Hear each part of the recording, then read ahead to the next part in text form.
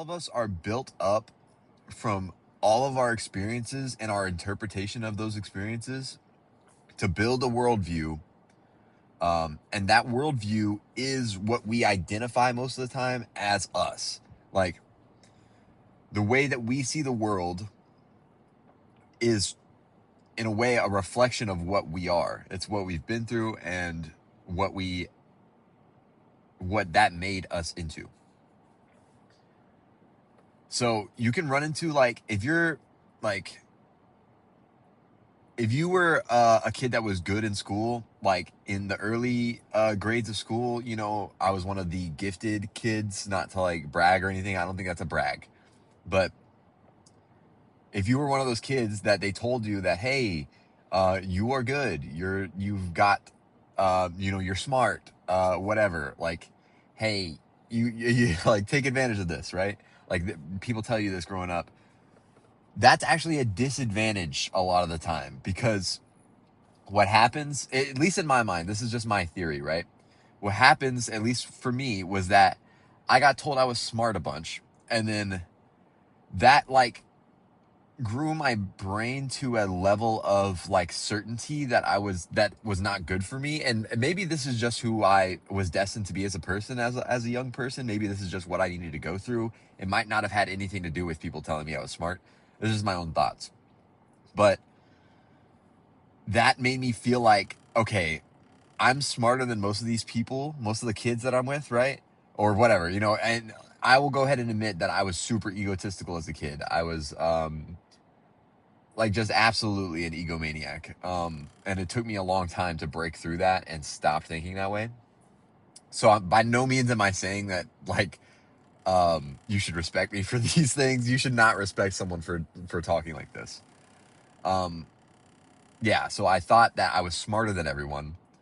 And when that becomes such a core belief, like it's not even like I think that that's the case, and like I'm gonna test it on occasion. It's like a thing that got ingrained into my soul, like very young. Like, okay, you're smarter than people, so like that adjusts the way that you look at the world, right?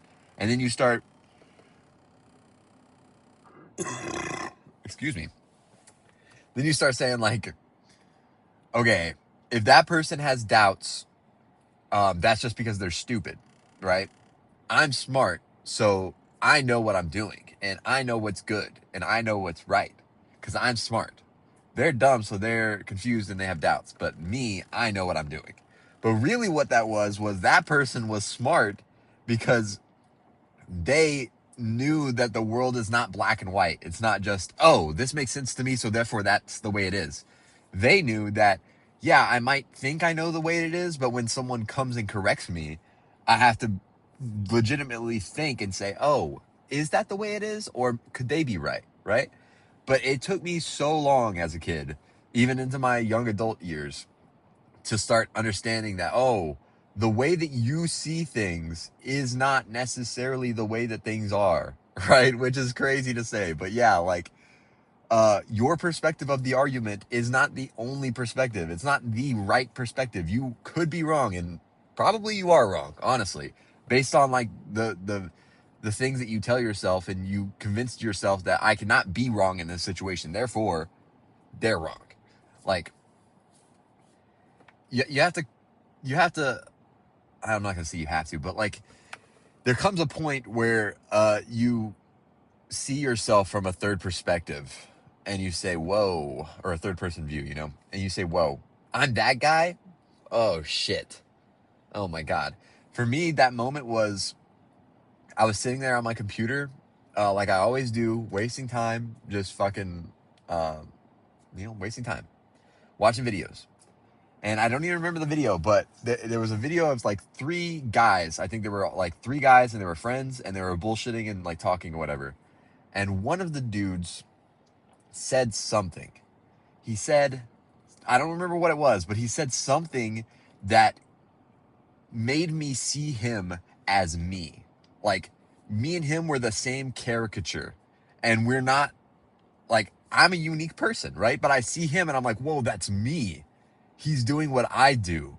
And what he was doing was, like, the way I have structured this in my brain after like coming to terms with it and realizing it is that I used to view the world as everyone is trying to hide their flaws and boost their like strengths as much as possible. And that's what conversation even is. Like conversation is me, I'm going to subtly show you my strengths and hide all my flaws, and you're going to subtly hide your flaws and show me your strengths. And we're just going to like, I'll show you some strengths and you say, oh, that's really cool. And then you show me some strengths and I'll say, oh, that's really cool. And, you know, basically it's just me showing off how smart I am in all conversations, right? I'm like, oh, I can't even think of a good example because I don't think about like, I don't think like that anymore. But like just throwing a fact in there or like, oh, if they are saying something smart, then I have to show them that I know what they're talking about. So therefore they know that they're not explaining it to me. I understand what you're talking about.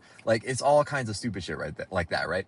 And in that moment, I had a clicking moment like, whoa, not everyone is doing that. That's a type of person and people can view me that way. Like I like in that moment, I could literally feel all the people, like just various people in my life that could view me that way as the smart ass guy, the guy that wants to be viewed as smart all the time, or like the just the douchebag, right? Like it just clicked to me like, dude, you're that guy. Stop being that guy.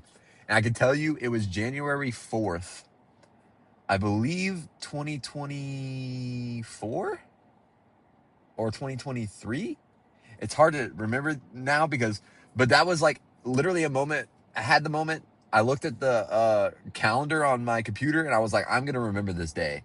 This is a day that my life like changed because I just got a crazy perspective.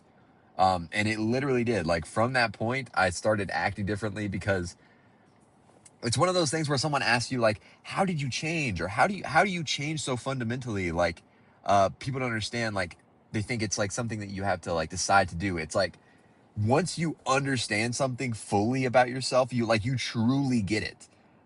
It's not something that you're like, oh, okay, well, I'll start working on that and start working to reverse that. It's like when you truly understand and it like clicks and it's like, whoa, fuck, whoa, like all of a sudden, like you don't have to try anything. It's like something that just cemented into your brain and you're like, oh fuck, I am never going to do that again. I'm never going to be that guy again ever. That's the last thing that I ever want to do, you know? So my kind of point for that, all that is, you're not your thoughts. Like your thoughts can play tricks on you, and you cannot possibly have the right perspective. You cannot possibly have a perfect perspective. So when you realize that, you have to understand like, I'm doing some fucked up shit. There is some shit that I'm messing up really, really bad and I can't see it. I don't know. And that's not to scare you. You shouldn't be like, oh fuck, I gotta find that thing. Oh no, what is that thing? Just breathe, right? Like that realization should be like, oh, okay. Since I can't possibly fix it all, I can't possibly get it all perfectly right. The only thing I can do is just like exist how it is, right? Like, yes, I'm having flaws. I don't see them, but it's possible for me to notice them in the future, and there's no point in me beating myself up about it. Like, I might as well just keep going. And to that point, like on the discipline track, the negative thoughts that like for me, when negative thoughts started creeping into my life, like as a young kid, you know, when you're a kid, it's all sunshine and rainbows for the most part. Like you get sad, but that ends and then you're right back to happy, and happy is the default. And eventually at some point there comes a switch where like the happiness starts getting outweighed by the negativity, you know, if you let it creep in. And you know, I was a very pessimistic kid. I was getting bullied in school and I was not having a good time. My only solace was coming home and playing video games and stuff. So, um, my brain was most of the time in negative thoughts and then distracting from those thoughts with the video games. But what you need to understand is those negative thoughts are not the truth. They're not the truth. Like in my brain, when those negative thoughts start coming back in, I don't know if this is for everyone, right? But I can only speak for myself. When they start creeping back in, they start feeling like, or as soon as they show up, right, they're telling me like, oh, you're ignoring the truth, you're hiding from the truth, look, here's the truth, it's the scary dark truth and you're hiding from it. Like, but that's not true. That is your, like, it's not that it's the truth, it's that it's your old thought pattern, your old self that is back there trying to remind you that, hey, you thought like this for so long. Like, are you sure? Are you sure this isn't it? Like, that's all it is. It's just popping back up and saying, dude, you're letting this go. This was your whole mantra for your whole life. Like, you've been building this level of evidence for your whole life, and you're just gonna drop it? Like, you're going with this now? We thought this was bullshit our whole life. We thought like the optimism and the motivation and discipline, we thought that was for like delusional people. But that's all it is, man. The negative thoughts are not any more true than the positive thoughts. Like, if you think about like when the negative stuff starts showing up in your life as a kid, and then you start saying to yourself, oh yeah, okay, life is pain and I just have to, happiness will come, but the pain is always here. It's like, think about the reverse of that perspective that you had when you were a kid. Like, oh, the pain is coming, but it will always end, and then the happiness comes back. And it's like, both of those are true. Both of those are equally true. Neither one of those is more true than the other. The happiness comes and it goes. The sadness comes and it goes. Have you ever been sad forever? Are you a person right now that has never been happy? No. The sadness comes and it goes. And the happiness comes and it goes. And neither one of them is the truth. They're both the truth. That's what life is, bro. It's the dark, the light, the good, the evil, the sad, the happy. Like, you can't have, like, the simplest example of that is you can't have light without dark, right? You can't have dark without light. Like, a shadow is created by light. And like, we wouldn't understand the experience of light without the idea of darkness, right? Same thing, you can't experience happiness without sadness. And also, to that degree, if you've never heard this is huge. Like, the degree to which you experience sadness is also the degree to which you experience happiness. So if you're living your life in a band that is limited like this, when it could be like way out here, right? Like, this is the limit of your happiness because you're only willing to feel this much sorrow. Like, when the sorrow comes, you're like, oh, run away, and I don't want that. But if you just are like, yes, the sorrow is part of life too, and I'm not scared of it. Like, I know that it's there. It's paired with the happiness. It's paired with the light. If you're just like, I'll go with it. Back to what I was saying in another video, like, suffering is pain times resistance. So if you have the pain is like not going away. Just accept it. Move with it. And then the more you experience sorrow, the more capacity you have to experience happiness, because like, that just makes sense, right? The deeper you can feel sad, the deeper you can feel happy, because it's a contrast of emotions. So like, you're getting further away from that deep darkness. So I think that's pretty much it. Like, don't put too much stock into your thoughts. Your thoughts are not anything tangible. They're just like little, like, firings that, like, you can't control, like, all the time, right? Like, they're gonna come. You have control over the way that they affect you. You can control the way you act to them. So like, the past few days, it's been a real big thing for me.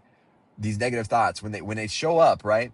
Before, like I said, they'd show up and they'd take over. They'd be like, oh, you were hiding from the truth, and now now we found you. Like, you can't hide anymore. We found you. And now they show up.